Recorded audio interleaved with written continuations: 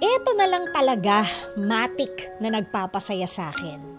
Fruity, ang sarap-sarap, refreshing, combined with sweet and creamy vanilla na lang na ang lamig-lamig sa lalamunan. May pahabol pang lasa ng cotton candy. Sobrang yummy! Sobrang happy! Siguro kaya masarap tong cherry vanilla with cotton candy frappe kasi si bagong guy crush ko, ang dating niya, ibang taste din eh.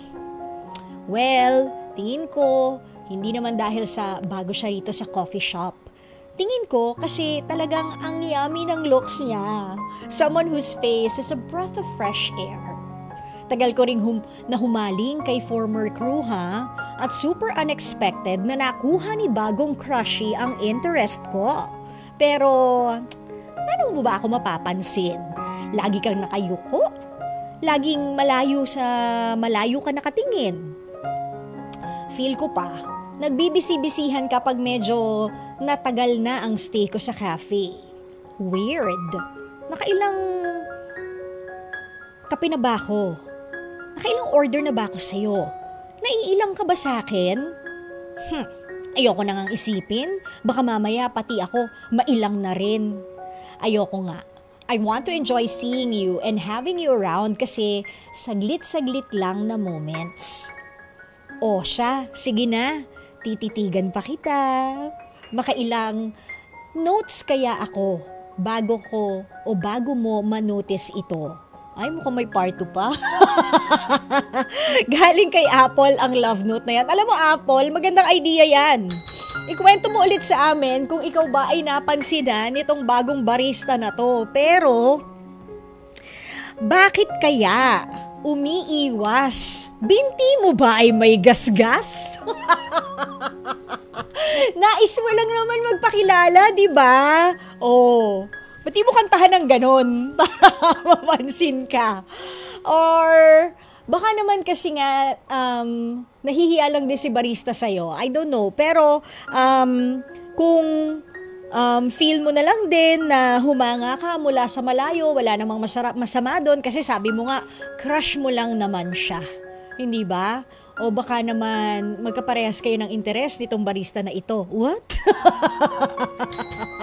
Mahilig din pala sa cute yung barista. Cute din na lalaki. O baka naman, Apple, napapansin ka ni barista na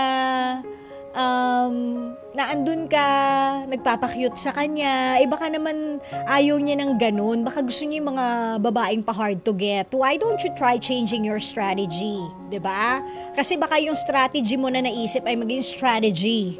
Oo, strategy, ganyan, 'di ba? So, bakit hindi natin palitan ng strategy mo? Medyo kung madalas kang nakasmile pag umu-order sa kanya, medyo samahan mo ng konting konti lang yung smile, yung half smile lang, ganyan, para maintriga siya. Syempre, maisip niya kung araw-araw ka o halos lagi kang naandun, ay, bad mood siya, bakit? Oh, di ba? Malay mo, yun na yung start. Oh. O kaya, bakit hindi ka mag-start ng conversation? Yan. Pag kunyari, napansin mo, napuno na yung coffee shop, sabihin niyo, oh, dami yung customer ngayon, hindi ka pa napapagod, kawawa ka naman, parang ako yung napapagod sa'yo. Pakis nga. What? Biglang ganun no? Tinan mo, kuya, pinagpapawisan ka na.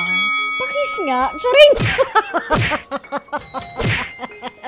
Diba? Mag-start ka ng conversation o kaya kahit na matamis na at refreshing, creamy at malasa na yung iyong ino-order na frap or frappe, hingi ka pa rin ng asukal sa kanya. Yan. Just to start a conversation. O kaya, magpa-additional ka. O kaya, ekstrang baso. Yan. O kaya, humingi ka ng takip kasi iti-take out mo na lang. O at least, pabalik-balik ka doon sa counter hanggang sa makilala mo na siya. I'm sure may name tag yan, hindi ba? Lahat naman ng barista may pangalan. So, sabihin mo, tawagin mo siya ng first name basis, di ba?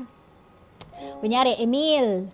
Emil, ayan, baka naman pwedeng makahingi ng cover kasi iti-take out ko na lang. Ayan. Tapos the next day, iba naman ang hingin mo. Emil, baka naman pwedeng humingi si, sabihin mo yung pangalan mo. Ayan. Emil, baka naman pwedeng humingi si Shirley ng coffee, blah, blah, blah, ganyan. So, para nare-recall na rin niya yung pangalan mo, hindi ba? Tapos, pagpasok mo pala, hi, it's me, your regular, si Shirley. Alam mo na, ordering ko, ha? O, ganun. Bukahan mo na. Kung hindi man umepek yung medyo half smile, medj maldita, baka naman yun ang baka naman kailangan lang na ikaw yung mag-break ng ice. Baka naman nahihiya lang din kasi siya sa'yo. So, sana nabigyan kita ng kahit konting tips kung paano ka magno-notice. Pwede rin naman na kung gusto mo talagang manotice, damihan mo ang pulbo sa mukha mo para ka ng espasol. Sigurado manonotice ka na nun. Yun lang. Hindi lang siya ang makaka-notice yung buong coffee shop. Baka sabihin, maaga pa po para sa trick or treat. Diba? Ganon. Make a lasting first impression dito kay bartender, kay barista, para maalala ka na niya. Ganon. O kaya, magsuot ka ng, wag naman revealing na damit, pero magsuot ka lang ng siguradong matatandaan ka niya. Na hindi lahat sinusuot ng usual coffee goer doon sa cafe na yon. Mag-cosplay ka araw-araw. Diba? Hi, it's me, your Sailor Moon today. Ganon, no? Diba? Tapos, magpajama ka. Sabihin mo, patulog na sana ako. Kaya lang, alam mo na, kailangan ko talaga yung daily dose ko ng aking, frap, diba? Siyempre, mas masarap kasi ikaw yung gumagawa. Ganon, no? Daanin mo sa biro. Pero pag talagang wala, huwag mo nang ipilit yung sarili mo. Baka talagang mahilig lang siyang gumawa ng kape at yun, trabaho lang para sa kanya. Siguro, kung talagang hindi ka na niya papansinin o hindi ka bet, let go na. Kasi, saan ko ba yun narinig? Meron akong narinig na linya na ang mga lalaki, pag hindi ka talaga bet niyan o pag hindi ka talaga trip niyan, hindi ka talaga papansinin yan. Pero kahit na bihis ka at type na type ka niyan, didigahan at didigahan ka niyan. So, kapag talagang ginawa mo na ang lahat and all else fails, wag na nating pilitin. Tanggapin na lang natin na masarap talaga siyang gumawa ng kape. At medyo maging bitter na lang tayo dahil hindi kanya pinili. Hindi ba?